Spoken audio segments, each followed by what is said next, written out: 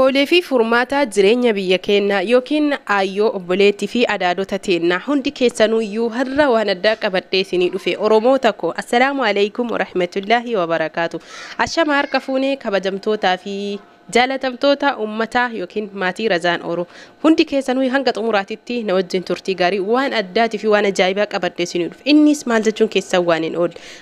Gaafilee adda addaa gaafatama. Namoonni biyyarraa zayitii ati hojjattu kanneen haala kamiin argachuu dandeenya akka fakkeenyatti magaalaa baadiyyaa jiraanna akkasuma mootu yoo nullee magaalaa guddoo biyya keenyaa jiraanne maatiin keenya magaalaa baadiyyaa jiraatan mee haala kamiin zayitii kan argatanii obboleeyyan keenya kunuunsu akkasuma haawwaliin teenya fi obboleeyyan keenya fayyadamuu danda'an obboleeyyan kiyya nu jireenya biyya ambaa keessatti waan haala salphaan argannuu fi salphaan nutti fakkaati kanaaf viidiyoo kana namoonni dhugaa rabbii jechuudha dadhabbii intala Oromoo takka isiniif jecha tattaaffii gootee afaan keessan afaan bal'aatiin waa'ee fayyaa fi bareedina miidhaga dhimma dubartii yookiin shamarranii irratti hojjattu bira dhaabbattan har'a waa'ee dadhabbii kana irratti viidiyoo kana hojjachuuf laffaatii hedduu fi akkasuma dadhabbii hedduu kana argisiisa sagalee isinii dheeressuu kiyyaaf na of kolchaa jedha warroonni maatii kootaatan hedduu galatoomaa isin jaalladha asumaan subscribe warriin godhin subscribe gochuun akkasuma mallattoo bilbilaa sanirra cuqaasuun waa'ee bareedinaa fi faayaa fi akkasuma mootuyyuu waan hedduu wal qabate waa'ee dhimma dubartii hedduu kan irraa argattanii fi kan bohaarsaa ittiin bohaartanii ittiin gammaddan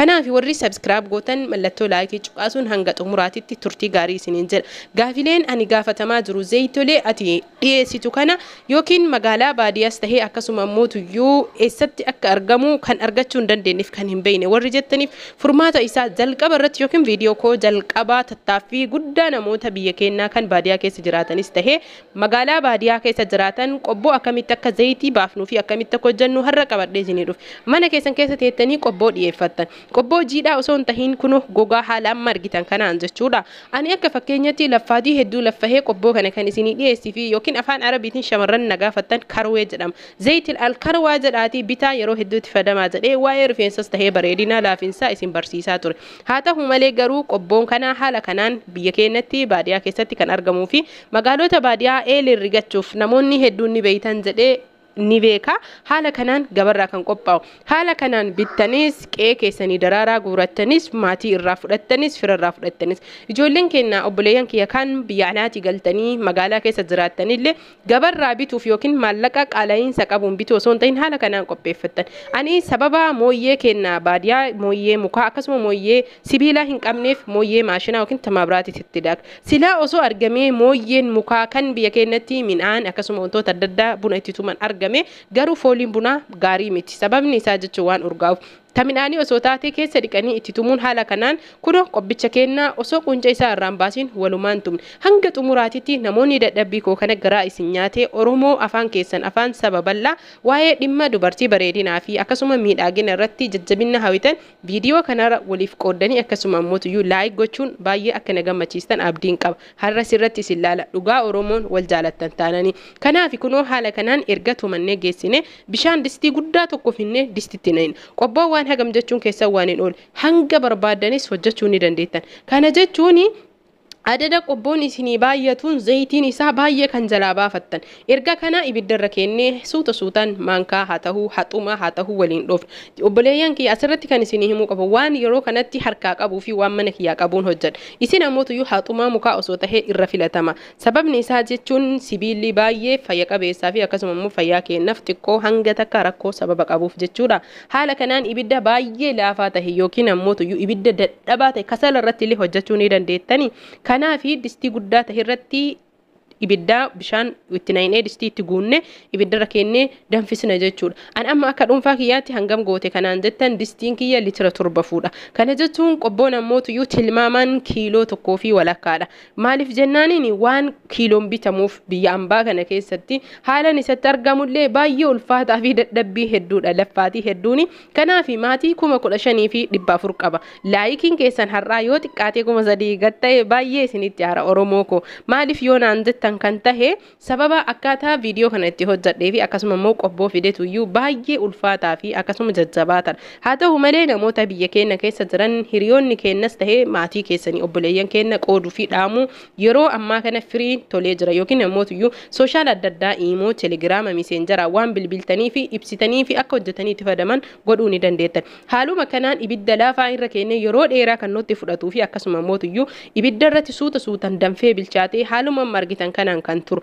kana jechuun osoo viidiyoo walitti dhaabaa tahee gara viidiyoo sa'a tokko olii kan isin fudhatuu fi hanga sa'a lamaatti garuu viidiyoo dheeraa kana kukkutaa akkasuma immoo daqiiqaa muraasatti yookiin otomaatikatti deebisee kan isiniif hojjedheen erga danfee jedhee kunoo haala margitan kanaan bishaan isaa keessaa xuuxamee bishaan dhugee zayitii qofaa gubbarratti baasee bishaan san ibiddi xuuxee fixe bishaan hangam jechuun keessaa waan hin oole distii litira 7tti bishaan litira 1 naqi kana jechuun jookii tokko naqi yookiin burcuqqoo 8 naqe jechuudha burcuqqoo bishaanii 8 fi qobboo kiiloo 1 kan itti godhe qobboo kiiloo 1 kan daake garuu viidiyoo irratti xiqqaan booda sanii haala kanaan dhimbiibe kana jechuun kee hordoftoota fi kabajamtoota kiyyaa distii yeroo hunda nyaata itti godhannu osoo hin tahin distii hanga takka hafuura nyaataa irraa bilisa taatee fi yookiin foolii adda addaa kan urgooyituu barbaree urgooyituu adda addaa irraa bilisa taatee godhuu qaba booda sanii erga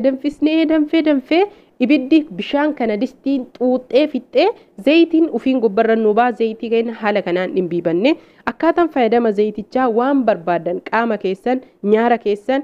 nyaara ijaa nyaara gubbarraa kan kuulii dibannuu fi rifeensa keessanii fi harka keessan luka keessan qaama keessan guutuu laaffisuufis taatee hedduu qaama keenya bareechisuu fi shuntuura adda addaa irraa ittisuu fi rifeensa keenyaa kan mala xayees tahee akkasuma immoo kan ciccituu kan buqqa'u buqqa'iinsa dhaabuuf daa'imman keenyaafillee hedduu kan nu barbaachisa tarii shamarran keenya arrabaan hedduu jechuudha daa'imman hin qabuu jedha yoo viidiyoo argan miti daa'imman har'as yoo hin qabaanne obboleettii abur godhachuu ni malta obboleettiin tee qabaachuu ni malti hiriyaan tee qabaachuu ni malti haala kanaaf jecha hundi keessan boruuf uf qopheessuus tahee akkasuma immoo hiriyoota keenya qooduun nutti haa baru siniin jedha zayitii kana haala kanaan qopheeffannee erga zayitiin kun qorree jedhee qodaa qadaada qabu yookiin ammoo tuyyuu qodaa burcuqqoo irraa uumamee isa gizaaza jennuun sanitti naquu qabna sababni isaa jechuun wantoonni akka aayilaandii zayitii qaama keenyaafis tahee rifeensa keenyaaf gaarii hin ta'u